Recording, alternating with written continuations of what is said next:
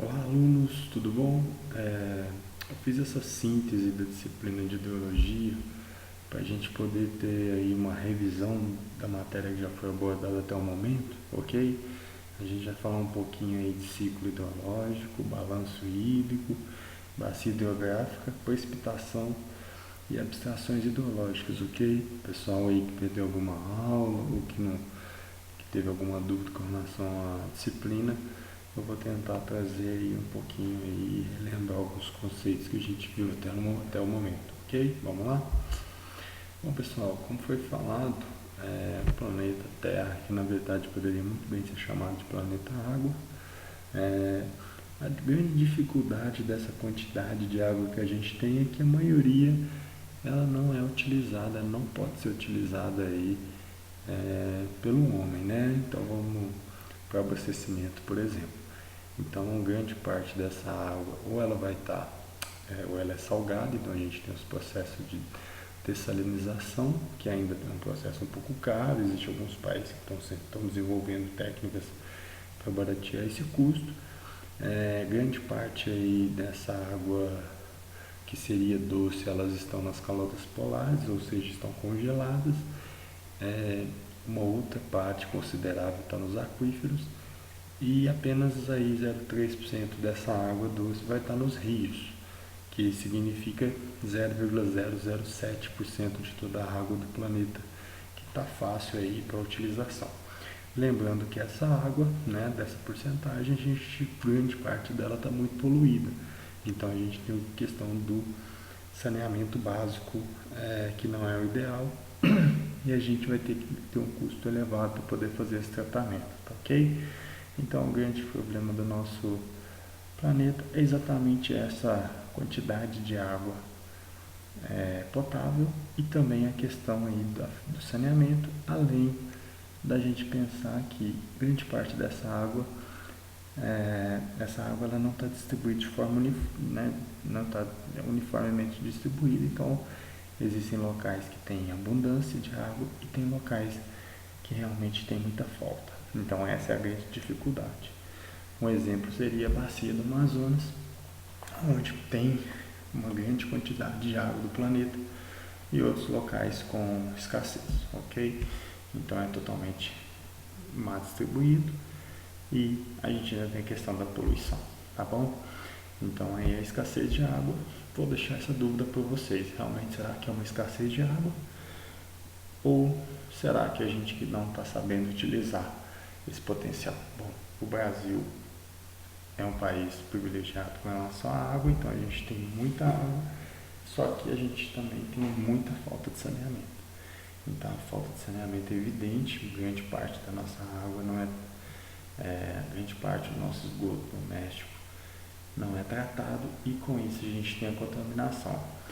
Além de contaminação com agricultura, com mineração, né, entre outras atividades poluidoras aí. Então a gente tem um país que tem muita água, mas que não sabe ainda utilizar da forma ideal e a gente fica sempre à mercê de um risco aí de ter um problema hídrico, apesar de que esse ano aí a gente teve uma quantidade de chuva que a gente vai ver lá para frente que foi, né, a diferencial, ok? Então a importância da água para a hidrologia, para que a gente vai estudar água, para que o engenheiro precisa estudar água? Gente, eu falo bastante que a água ela pode ser o maior problema da engenharia, mas ela também pode ser a maior solução. Então se a gente for pensar bem, qualquer problema que a gente tem de escorregamento, de um talude, está relacionado com a drenagem, a água está relacionada com essa situação. Se a gente for pensar em uma situação do recalque de um prédio, a grande possibilidade desse recalque ser em relação à água. Então, a água é uma das situações que a gente tem que trabalhar. Então, a gente tem que aproveitar o potencial dela para a engenharia, tá? Tentar desviar, retirar ela e não pensar como um problema, e sim como uma solução. A gente estuda a água, então para alterar o regime hidrológico, então a gente tem que regularizar vazões. Por que a gente faz regularização de vazões? evitar inundações em grandes centros, né? Então a gente vai ter que fazer essas alterações para tentar eliminar, né? Tentar reduzir as inundações. Então a gente pode fazer esse controle, tá? Através de regularização de vazão.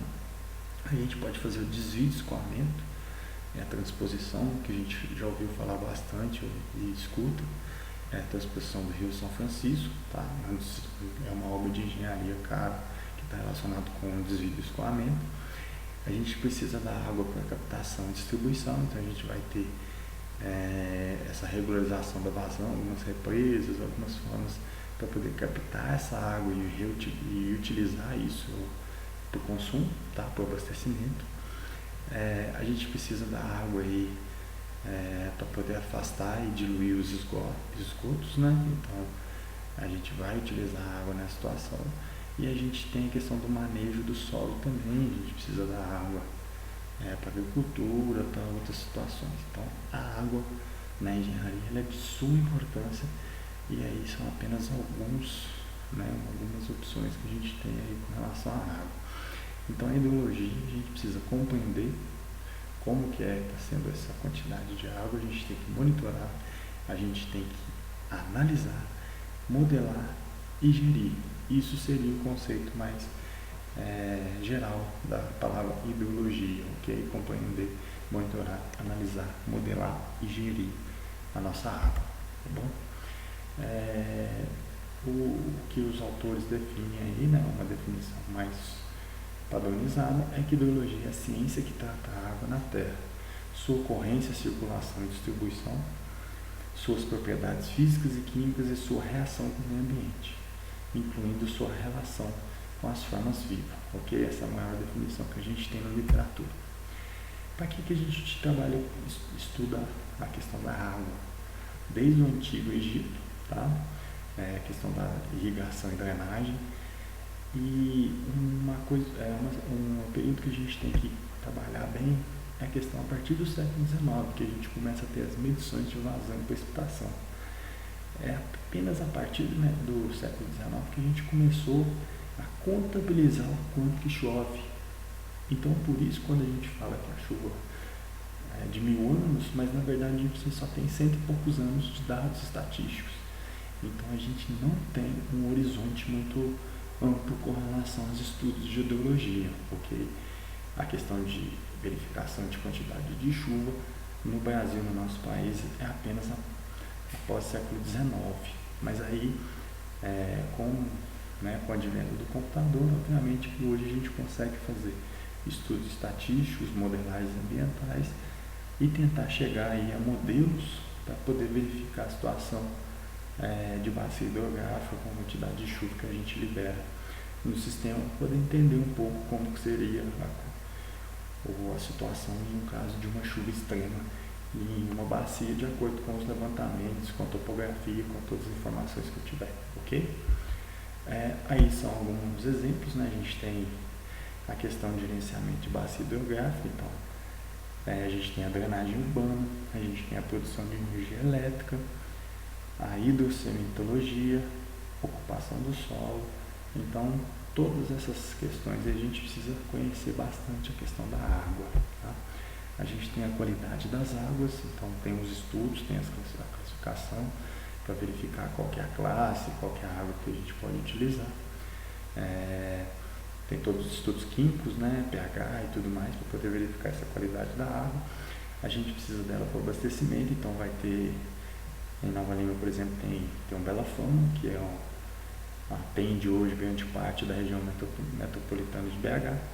A gente precisa da água para navegação, irrigação e mineração. Não tem como ficar com a água, não tem como pensar nesses métodos aí sem pensar na água, ok? Então vamos começar um pouco aí a discutir o que seria o ciclo hidrológico. Gente, a água não acaba. Ela só pode ficar imprópria para uso, ela pode ficar insalubre, dependendo da situação que ela fica, ela vai ficar de uma quantidade através da falta de saneamento, ela vai ficar imprópria para a utilização do ser humano. Mas a água na superfície da Terra, ela se mantém, ok? Ela tem um equilíbrio. E O ciclo hidrológico realmente é um ciclo que a água vai se formar, ela só vai mudar o tipo, a característica dela. Então a gente tem as formações da nuvem, a gente vai ter a precipitação.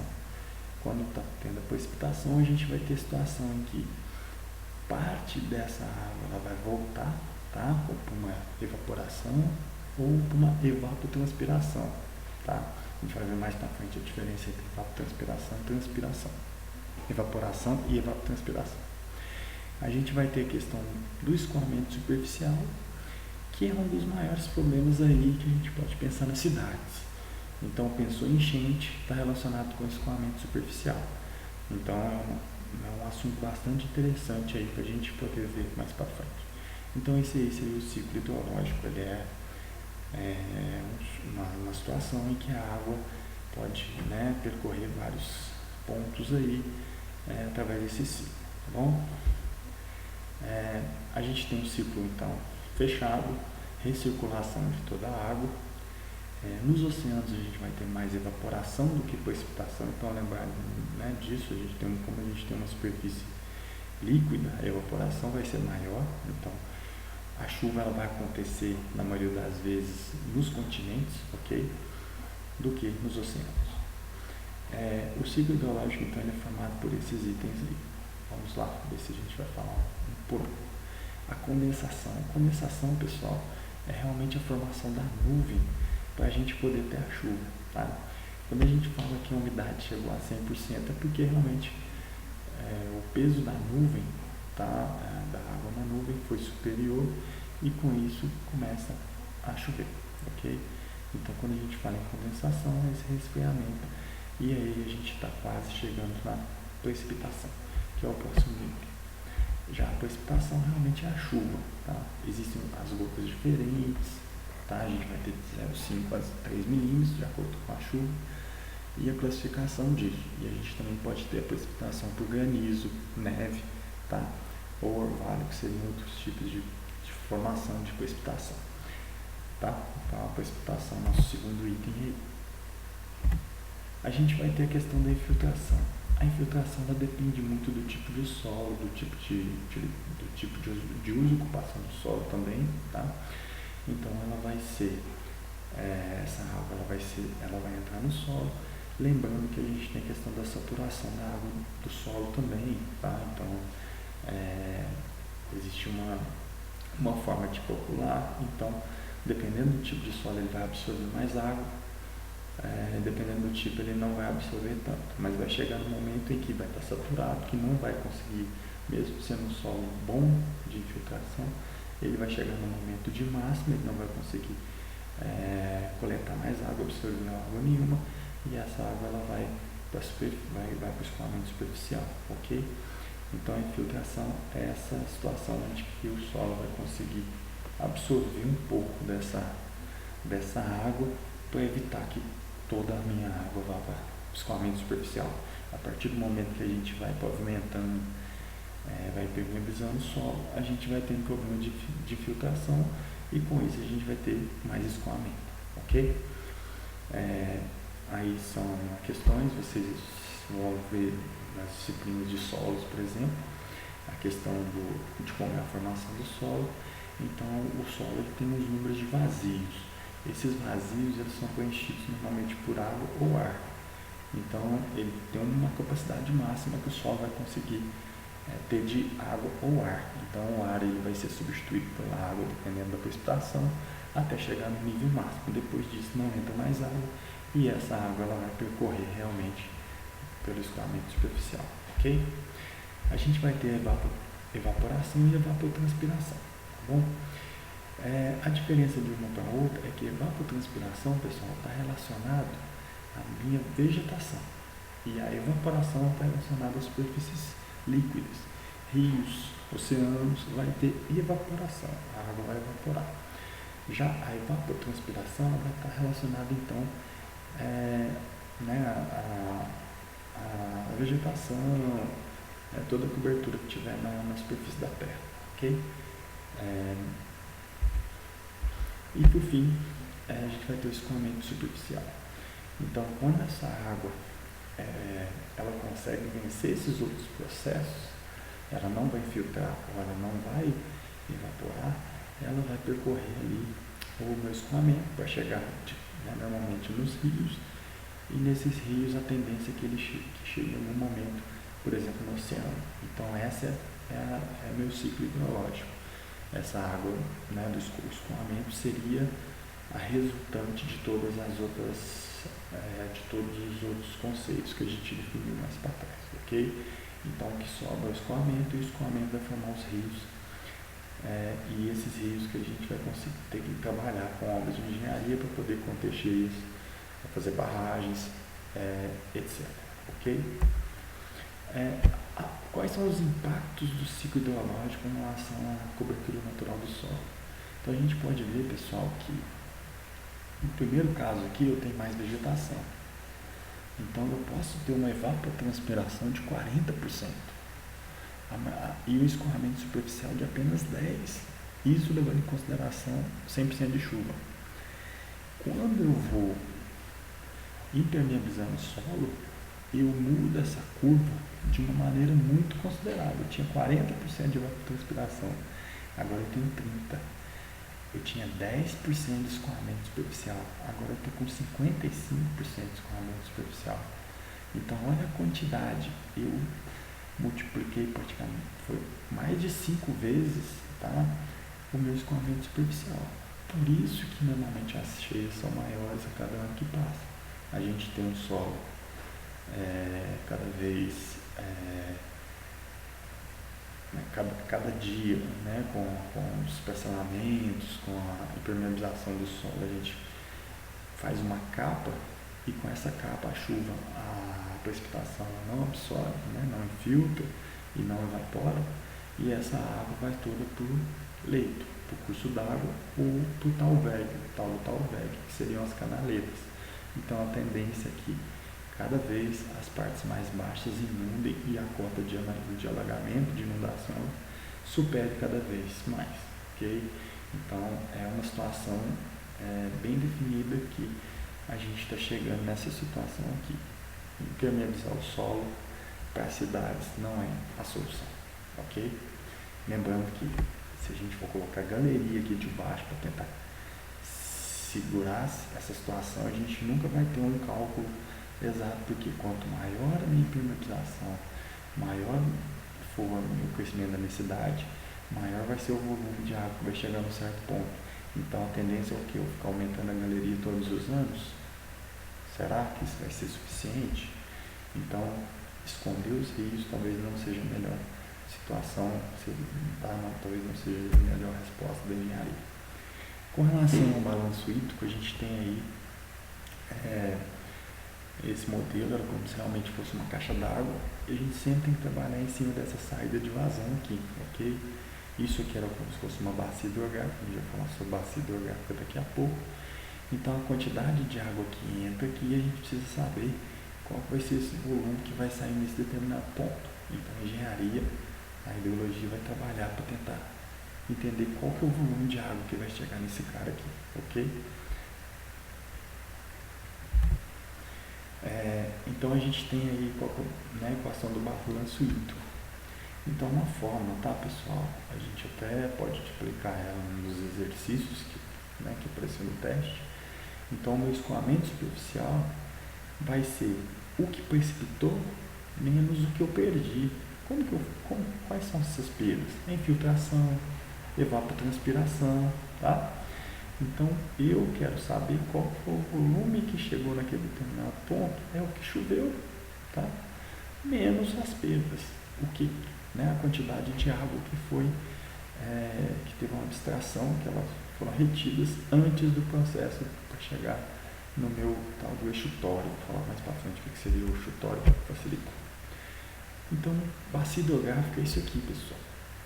Para definir uma bacia hidrográfica, eu preciso de uma rede de drenagem. A rede de drenagem são as linhas, os rios, e eu preciso de uma topografia, que é o topo de morro. Então, sempre que eu falar para vocês uma bacia hidrográfica, vocês precisam, para delimitar a bacia hidrográfica, eu preciso de rede de drenagem, linhas, tá? Linhas de rio e topo de morro. Então é rede de drenagem mais topografia. Lembre-se sempre disso. Rede de drenagem mais topografia vai me dar a minha bacia hidrográfica, ok? Eu tenho então os divisores de água. Os divisores de água que delimitam. Ou a água vem para cá, ou a água vai para lá, ok? Então esse é meu divisor e define minha bacia, tá bom? Aqui são alguns exemplos dessa minha bacia hidrográfica.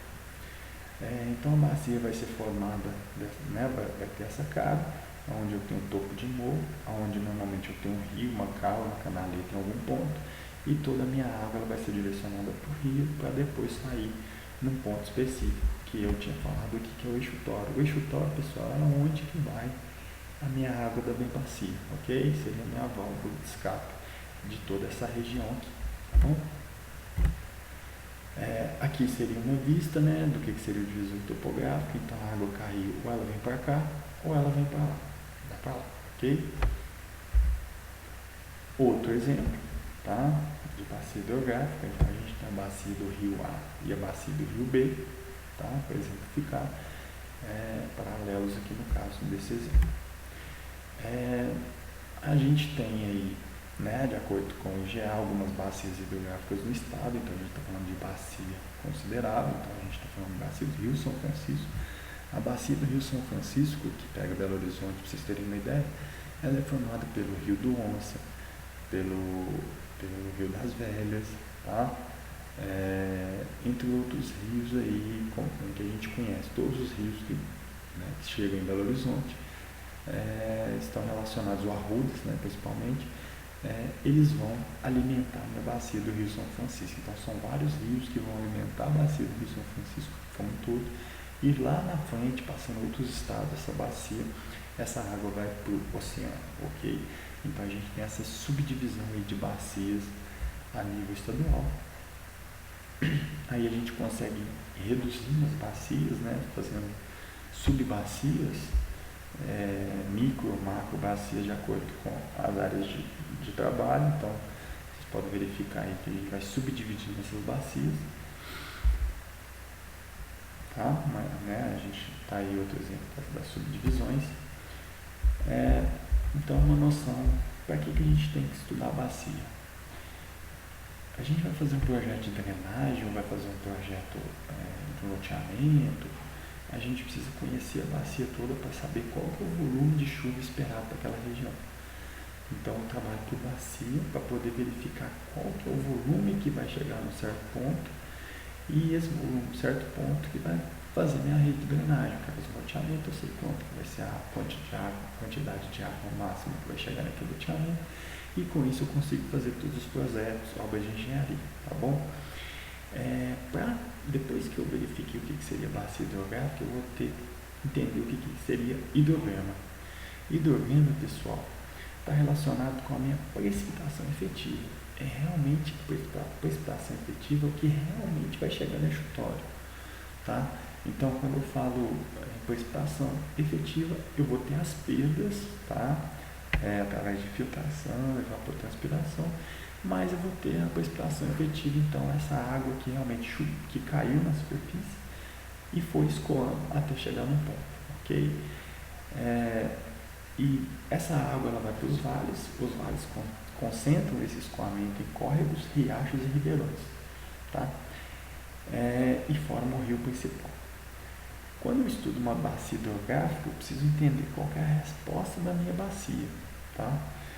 O volume de água que passa pela seção na unidade de tempo, vazão ou descarga. Então, eu vou mostrar o gráfico a seguir para a gente poder entender o que seria esse hidrograma, tá? O hidrograma, então, é um gráfico que relaciona a vazão em função do tempo, ao longo de uma ocorrência chuvosa. Então, esse aqui é o gráfico, pessoal. Então, aqui significa qual vai ser a minha vazão máxima e meu tempo. Então, quanto mais para a esquerda esse gráfico tiver, significa que mais rápido vai ser a minha resposta e o enchimento da minha bacia. Mais volume de água eu vou receber no estuário. Então, esse gráfico vai me mostrar qual que é a minha vazão de pico. É onde a vazão de pico está relacionada a onde toda a minha bacia hidrográfica está contribuindo, tá? Para por meu enxutório. Então toda a água que cai na bacia já está chegando lá no meu ponto de saída, ok? Continuando a noção de hidrograma, pessoal, aquele gráfico ele vai depender de muita coisa. Qual que é a forma da bacia, a gente vai ver mais para frente como é que calcula isso. A distribuição de relevo, declividade da minha bacia. Se a declividade for mais alta, a velocidade que a água vai ser maior. O comprimento do rio principal, então quanto maior o rio principal, mais ele capta de água e mais rápido ele vai levar essa água para um enxutório. A densidade da drenagem, a quantidade de linhas de rios que eu tenho na minha bacia hidrográfica, ela vai influenciar muito na quantidade, na vazão que eu vou receber lá no enxutório. A cobertura vegetal, então, se eu não tiver o cuidado com as áreas de preservação permanente, leitos do rio, então isso pode prejudicar, aumentar minha cobertura, reduzindo a cobertura vegetal, eu vou ter uma aceleração da velocidade da água e com isso eu vou ter um volume maior de água. E o tipo de uso do solo também. Se eu permeabilizei, eu vou aumentar a quantidade de água que escoa, não? A gente tem a questão das características de uma bacia hidrográfica, tá? A área de drenagem, então aqui é uma bacia sendo representada e eu tenho lá minhas linhas de drenagem, ok? A bacia hidrográfica ela é expressa por hectares ou quilômetros quadrados, tá bom? Vocês fizeram isso nos exercícios lá, a gente trabalhou com quilômetros quadrados. Vocês fizeram a delimitação para mim lá na sala de aula, tá? Então a gente tem que pensar nessa situação aí de como delimitar essa bacia. Como que faz essa delimitação então? Eu falei para vocês que a bacia hidrográfica ela é delimitada por rede de drenagem e por topo de morro. Então, para eu conseguir fazer a delimitação da bacia hidrográfica, eu preciso dos dois. Os dois seriam então essa rede de drenagem, que seriam essas linhas, e o topo de morro. Então, a primeira coisa que eu tenho que fazer no mapa desse é poder entender qual que é a minha rede. Todos esses cantos, esse final aqui é minha nascente, é onde inicia o rio, o curso d'água. Ok? Aqui tem um curso d'água, aqui tem outro, aqui tem outro, aqui tem outro. Então, eu já sei que por aqui minha bacia está passando. Agora eu vou pegar o que? Topo de morro. Topo de morro, pessoal, seriam essas partes mais altas. Olha só, 685 é a minha cota dessa curva de nível aqui, ok? Então, 685 é como se eu tivesse um topo de morro aqui. Aqui é um outro topo de morro, 690, 695, 700. Então, eu vou pegando as curvas de nível, identificando qual que é o topo de morro. Aqui tem um topo de morro 700, outro aqui, e vou fazendo a ligação dessa minha bacia hidrográfica para poder verificar qual que é a área, tá? Onde que toda a chuva que vai cair aqui, ela vai vir para o enxutório, tá bom? Então, quando eu identificar minha rede de drenagem e meus pontos, eu vou conseguir detalhar e chegar nessa situação aqui. Tá aqui minha bacia hidrográfica para esse cara, tá bom? Então, eu peguei todo o topo de morro e fui desenhando aí minha bacia hidrográfica. Vocês vão fazer isso para mim nos exercícios aí mais para frente, tá bom? Essa é a minha delimitação da minha bacia hidrográfica. E como que eu faço para classificar o rio principal? Então, eu vou trabalhar com as classes 1, 2, 3 e por aí vai. Canais de primeira ordem, pessoal, são as nascentes. 1, aonde começa o rio, ok? Vai ser meu ponto 1. Os meus canais de segunda ordem é quando tiver 2, quando tiver união de 1 encontrou com 1, eu tenho 2. 1 encontrou com 1, eu tenho 2. Então, sempre assim. E quando eu tiver união de 2, eu vou ter terceira ordem. Então, vamos lá. Eu tenho 2 aqui. Ok? 1 encontrou com 1, 2. 1 encontrou com 1, 2. Então, eu já tenho 2 aqui, vai manter o 2. Então, sempre que tiver 2 com 2, eu vou manter o 2. Lembrando o seguinte, o que vale, pessoal, é o maior. Então, 1 com 1 vira 2, 2 com 2 vira 3. Tá? Mas se eu tiver 1 com 3, vai valer o 3. O de ordem maior ele prevalece. Então, com isso, eu consigo identificar qual é o meu rio principal. Ok? Através dessa classificação 1, 2 e 3. É muito fácil, muito simples, só tem um certo cuidado, tá bom? Então, está aqui tá aqui o exemplo da classificação das ordens, tá?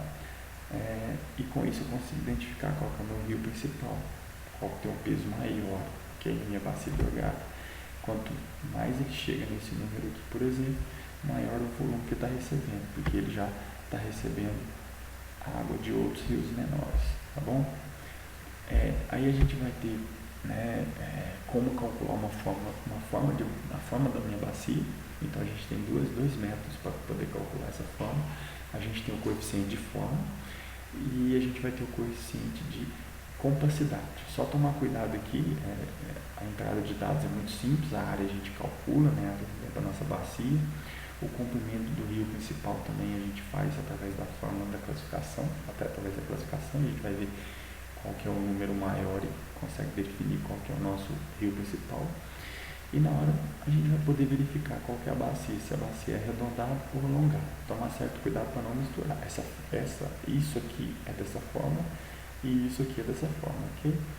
Para que eu quero saber isso aqui? Normalmente, se uma bacia for alongada, ela vai ter uma resposta maior, porque a distância entre todos os pontos, tá, na minha bacia, teoricamente é menor, tá, do meu enxutório. Então, ela vai ser o tempo de resposta de cada gota vai ser muito mais rápido de chegar no enxutório do que se for uma bacia alongada. Se for uma bacia alongada, o cara que está lá na ponta vai demorar muito tempo para chegar aqui. Se a minha bacia for arredondada, todo mundo chega de forma mais acelerada, ok? Então o coeficiente de forma ele serve para poder entender se a bacia é alongada ou não, tá bom? Ok. A gente também pode utilizar a questão da drenagem de uma bacia, a densidade. Para que calcula a densidade, pessoal? Se a minha bacia tem muito curso d'água, ela vai ter uma resposta maior também no meu hidrograma. Tá? A gente viu lá que quanto maior o número de rios, maior vai ser o meu volume. Então, essa densidade ela serve para poder entender qual vai ser as características da minha bacia. Tá bom? Também utilizando essas formas, aonde o L seria um somatório, então eu vou pegar todos os meus cursos d'água, somar e dividir pela minha área da minha drenagem, ok? Características físicas de uma bacia. Lembrando que, além da densidade que a gente viu e a questão da forma, a gente também tem outras características que vão impactar numa bacia. Vegetação e solo. Quanto mais vegetação, menos impermeabilização, a gente vai ter uma característica melhor ali do meu solo, vou ter mais água infiltrando, vou ter menos escoamento superficial e com isso eu vou ter um volume de água menor chegando ali no meu enxutório, tá? Então, o problema do desmatamento são isso, menores perdas com precipitação, evapotranspiração e infiltração. Maior vai ser minha disponibilidade de água para escoamento superficial, as lâminas de água a maior profundidade escoando sobre o terreno menos permeável, hidraulicamente menos rugoso. Então, eu diminuo a rugosidade, eu aumento a quantidade de água. Isso é uma forma que normalmente não vai dar certo. A gente viu muito isso em janeiro desse ano, ok? Então, o volume de escoamento superficial fica maior e o tempo de resposta vai ser maior, ou seja, vai chegar mais água em menos tempo e provocar situações críticas, ok? A questão do relevo também, que a gente falou, está relacionado principalmente com a relação da declividade média de uma bacia. Então, a forma para calcular a declividade média da bacia é essa aqui. Então, era como se eu pegasse cada pedacinho de rio que tivesse na minha bacia e calculasse a declividade e depois jogava nessa forma para poder chegar numa declividade geral, tá, da minha bacia como um todo, tá bom? A gente tem a questão do tempo de concentração. O tempo de concentração, pessoal, é o tempo onde toda a minha água, toda a chuva que cai na minha bacia vai estar alimentando o meu enxutório, meu rio principal. Então, quando eu falo tempo de concentração, é o tempo que demora para a última gota, a gota mais longe da minha bacia, chegar no meu enxutório, ok? O tempo de concentração, existem várias formas, duas são dadas aí, tá, que a gente pode cobrar para vocês, lembrando que vai depender muito, existem dezenas, centenas de formas, E essa forma vai depender principalmente da característica da bacia, tá bom? Então, assim, a pessoa que for estudar muita hidrologia, for virar um hidrólogo, ele vai precisar, né, na hora de calcular o tempo de concentração, ele vai precisar levantar todos os dados de uma bacia para poder verificar qual que é a melhor forma, ou então criar a própria fórmula da sua bacia para poder verificar qual que seria o tempo de concentração, ok? Essas aí são duas formas de ENEP, só para vocês entenderem o tempo de concentração dessa bacia, tá bom? A gente tem a fórmula de Kirchhoff e a fórmula de Williams, tá bom? São as duas mais utilizadas, onde a gente precisa do comprimento do rio principal e declividade média do rio principal. E no caso de Williams, a gente também precisa da área da nossa bacia, ok? Área de drenagem, tá bom?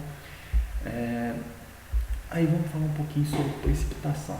Então, é o que chove, né? A ocorrência da precipitação por influência de algum mecanismo que faça o ar úmido resfriar-se a temperatura de saturação. Então a água adquire um peso e com isso a gente começa a ter a chuva, ok? A precipitação então ocorre quando a água adquire um volume tal que o surface supera as forças que mantêm a suspensão, tá? E como é que a gente faz na hidrologia? A gente precisa calcular a volumetria.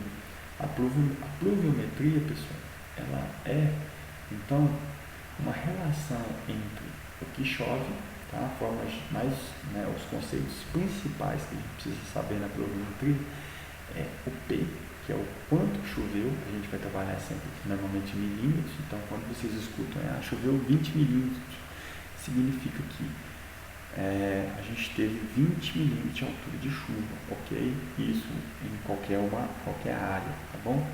Então a altura pluviométrica, a altura da chuva, a gente vai falar sobre P de precipitação. A gente precisa saber da duração, então ao tempo que choveu esses 20 milímetros, por exemplo, a gente vai chegar na intensidade.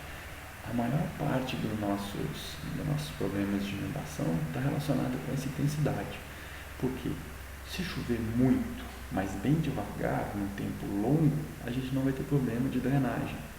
O problema de drenagem da nossa cidade é muita chuva em pouco tempo. Então tivemos aí na chuva de janeiro quase 200 milímetros em menos de 2 horas. Então é muita água, sendo que a gente pode ter 200 milímetros durante um ano, um mês de chuva, e isso não vai dar nenhum problema. Então o ideal na hidrologia é que chova muito, mas bem devagar, bem distribuído no tempo. Mas a gente sabe que na natureza não é assim que funciona, tá bom? Então os 3 conceitos fundamentais da pluviometria: a altura da chuva, que seria 20 milímetros por dia, por exemplo. A nossa duração, choveu em 24 horas, choveu 200 milímetros. E a nossa intensidade dessa chuva relacionada aí à altura pelo tempo, que é o que normalmente mais pega, que é a tal da intensidade. Choveu muito em pouco tempo, é prejuízo na certa, ok? A gente tem como consultar os pluviômetros, tá? Através dos sites da ANA, Hidroeb, Vale, entre outros. A gente tem muitos pluviômetros instalados aí no país. Vocês fizeram um exercício de pluviômetros, né? Então vocês devem estar bem treinados com relação a isso, tá? Aqui eu vou mostrar como que ele funciona, só para relembrar vocês. O pluviômetro então é um equipamento que ele coleta 24 horas de chuva, tá? E ele é dessa forma aí. Bom,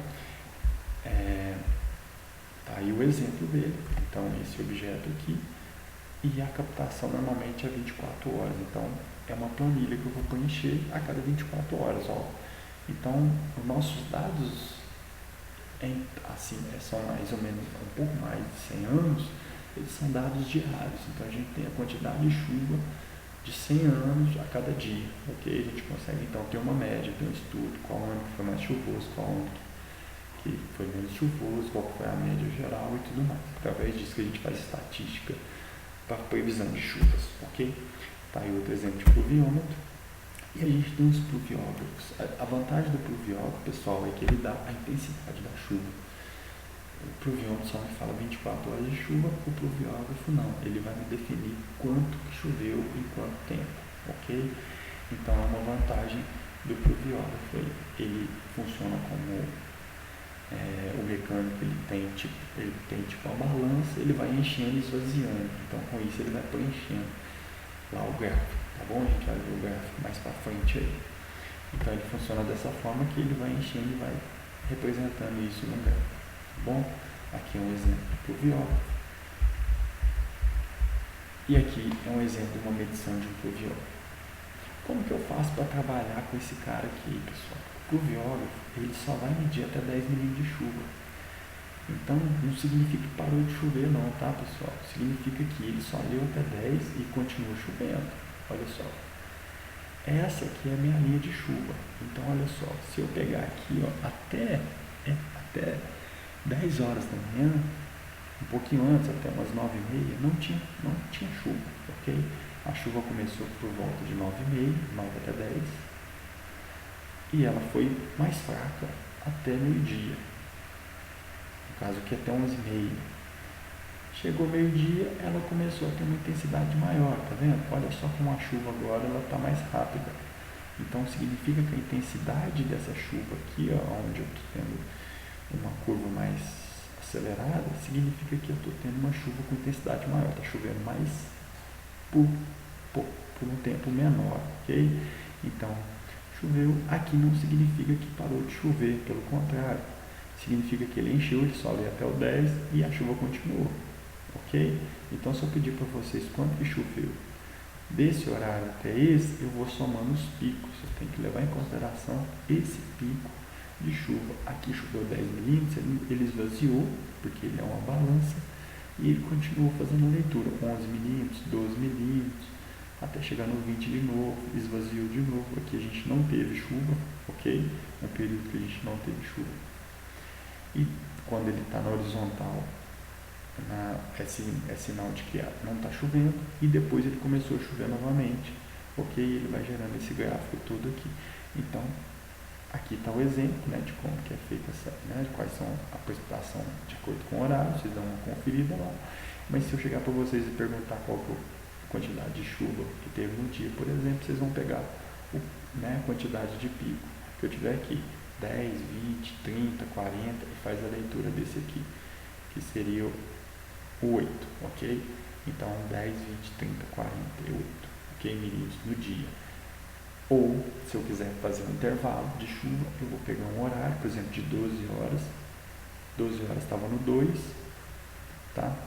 Aí chegou no 12, por exemplo, chegou no 10 aqui, então tem 8 milímetros de chuva em um prazo de menos de uma hora, ok? Então eu consigo fazer intensidade, eu consigo trabalhar com intensidade utilizando esse gráfico aqui, ok? Então lembrando, ele só faz a medição até o 10.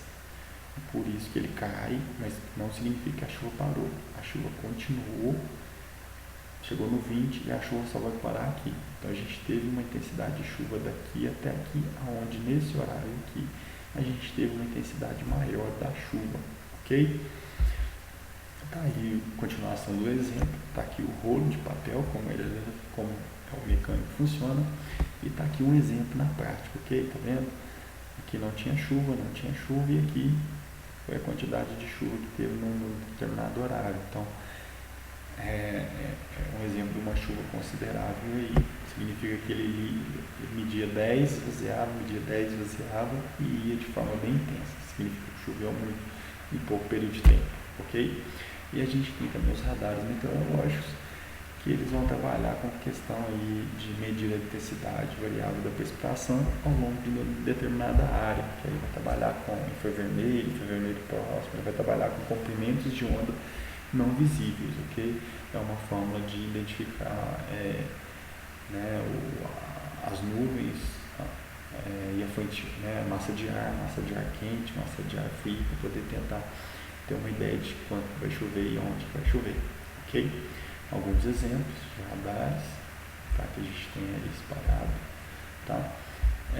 E quais são as variáveis nas precipitações? Bom, como estamos num país continental, a precipitação no Brasil ela pode variar entre 450 milímetros numa região nordeste e 3.500 milímetros em algumas regiões da Amazônia.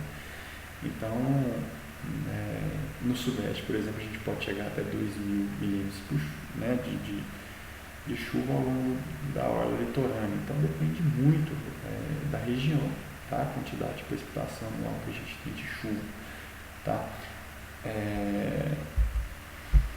Só para vocês terem uma ideia, então, a questão da nossa chuva, né? Nas regiões sudeste e centro-oeste, as precipitações concentram-se entre outubro e março e são muito escassas durante os meses de inverno. A distribuição mensal total anual de precipitação. Os totais médios anuais de Belo Horizonte é 1.517 milímetros, tá ok, pessoal? Em Montes Claros, um exemplo aí, 1.111 milímetros. Então, vamos pensar lá, chove em torno de 1.517, chove 1.500 milímetros por ano em Belo Horizonte, tá? Em janeiro, choveu em torno de 600 ou 800 milímetros, dependendo da região. Então, choveu metade da chuva que estava prevista pelo ano em todos os dados históricos que a gente tem. Aqui eu vou, para vocês, né, entenderem a quantidade de chuva que a gente teve aí nessa época, tá bom? Aqui eu tenho alguns históricos das precipitações de Belo Horizonte, tá? Entre meses 61 e 89. Então, eu consigo verificar a quantidade de chuva aí que eu tive em 24 horas, tá bom? A questão da intensidade, então, um evento de grande intensidade, por exemplo, ele considera aí uma chuva de 30 milímetros em uma hora, por exemplo. E nessa chuva que a gente teve em janeiro, chegou a ter locais aí com quase 90 milímetros em uma hora, ok? Porque choveu em torno de 180 milímetros no dia e essa chuva foi bem concentrada no período da noite, ok? Então, para concluir esse negócio, essa chuva de Belo Horizonte, segundo o Instituto Nacional, o índice, né, em Belo Horizonte, no dia 23, que foi a época de chuva mais complexa, chegou a 171,8 milímetros. O número supera os 164 milímetros registrados em 78, que era o máximo que a gente já tinha registrado nos 100 e poucos anos. A gente tem 112 anos de história. E esse 171 foi o máximo até aqui, ok? Até então a gente só tinha um de 164, tá, milímetros de chuva em um dia. Então essa chuva ela foi totalmente, essa chuva do dia 23 para o dia 24 foi a chuva que a gente nunca teve, né, proporções iguais. Lembrando que a gente só tem 112 anos, então a gente não sabe e não consegue ter uma estatística tão bem apurada exatamente pela quantidade de estatística de dados que a gente tem. 112 anos é praticamente nada perto do tempo geológico nosso, ok? Então, para fechar nossos conceitos, a gente tem a questão das abstrações hidrológicas. As abstrações hidrológicas, pessoal, então vai ser o que atrapalha ou prejudica a precipitação efetiva. Então, a abstração é o que vai reter a água, não vai deixar a água escoar, tá bom? A gente vai ter essas situações aqui, tá? Interceptação, armazenamento de depressões, filtração, evaporação e evapotranspiração. A gente já falou um pouco, a gente só vai repetir para ver se cai bem na cabeça de vocês aí, para a gente poder seguir, ok? Então, a questão da interceptação, as árvores para vegetação e tudo mais vai ter a interceptação desse volume de água. Então, quanto tem mais água, mais vegetação, menor vai ser a água que vai chegar no solo e poder escoar, tá bom? A gente tem, tá? Então, a gente tem a questão da interceptação. A gente pode, né, de acordo com esses estudos aqui, ó, chuvas leves de pequena duração, elas podem sofrer até 25% da precipitação, ok? Então, a vegetação ela pode conter 25%, ela pode reter. Chuvas moderadas de 3 a 36%. Tá? Então, é importante a questão da vegetação para poder segurar aí o escoamento superficial, tá bom? A gente tem a questão dos percentuais. Então, se a gente tem uma floresta no Chile, por exemplo, 36% do que precipita, né, o que está chovendo, ele vai ficar contido na vegetação, tá? No Cerrado 37% e na Mata Atlântica 20%, por exemplo, Floresta Amazônica 22,6%. Então, se a gente desmatar, isso aqui vai chegar a quase zero e é mais água para superfície, é mais água para o escoamento superficial, ok? A gente tem armazenamento de depressões, realmente uma perda, né? Essa água não vai para o enxutório, então são aquelas mini bacias, aqueles mini lagos, onde a água vai ficando retida, tá bom? Vou dar um exemplo aqui, então, que a gente tem que calcular, tem que saber que existem essas abstrações. Então são essas águas, esses locais, né, onde formam alguns lagos, onde essa água é retida e ela não vai ali para o meu enxutório, tá bom? A gente tem a questão da infiltração, que a gente até chegou a comentar, que depende muito do tipo de solo, tá?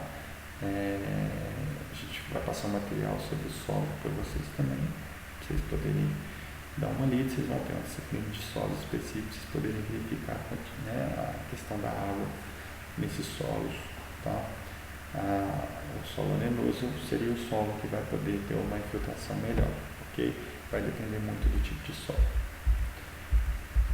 Então a infiltração vai depender então desse tipo de solo, e ela vai decrescendo até ela chegar no tempo em que a chuva é contínua. Então lembrando que a gente chega numa saturação, tá? O solo ele vai conseguir absorver a água até uma certa quantidade, depois disso para. Aí com o solo encharcado, por isso que acontece muito quando tem muita chuva, é que o solo já está encharcado, então o solo não vai absorver mais água e a água vai escoar. Por isso que o volume aumenta de escoamento e a gente tem mais água na nossa calha, na nossa canaleta, nos nossos rios e maior o volume, com isso maior a inundação na cidade, ok? Outro exemplo é com relação ao tipo de solo, né? O tipo de solo arenoso, relacionado com a cobertura vegetal, então é todo um processo para verificar a questão do escoamento, vai depender de um monte de fatores, o solo é um deles, ok? Aqui é um exemplo, então, a infiltração elevada dos solos arenosos, então até 25 milímetros por hora, tá? E se eu tiver um solo argiloso, por exemplo, posso chegar a 0,25. Então, há uma variação muito grande, ok? Do tipo de solo, tá bom? A gente vai ter evaporação, tá? Então, uma porcentagem dessa água que precipita, ela vai voltar, ok? Pelo aquecimento e tudo mais, ela vai evaporar. Aí, isso é um exemplo de um tanque que ele consegue, né, ter uma estimativa desse volume que vai evaporar. E a gente tem a evapotranspiração, que está relacionada exatamente a essa água, né, que vai estar, a evapotranspiração já é a relação entre os cursos d'água, ou solo ou vegetação, que seria a água que vai evaporar dessas superfícies, ok? Bom, pessoal, foi um resumo rápido aí, já teve algumas aulas, né, durante o semestre, então é só para a gente poder dar uma nivelada com o pessoal, né, com todos os alunos da turma, para a gente poder seguir aí. Vou tentar fazer mais algumas aulas com relação ao conteúdo da disciplina, para a gente poder contribuir com o aprendizado de vocês durante o semestre aí. E a gente vai tirando dúvidas via sistema e espero que essa crise nossa passe o mais rápido possível para a gente poder voltar às nossas aulas aí presenciais, mas precisando de mim, estou à disposição e espero ajudá-los aí em tudo que for possível, ok? Grande abraço, bons estudos, pessoal. Até mais. Tchau, tchau.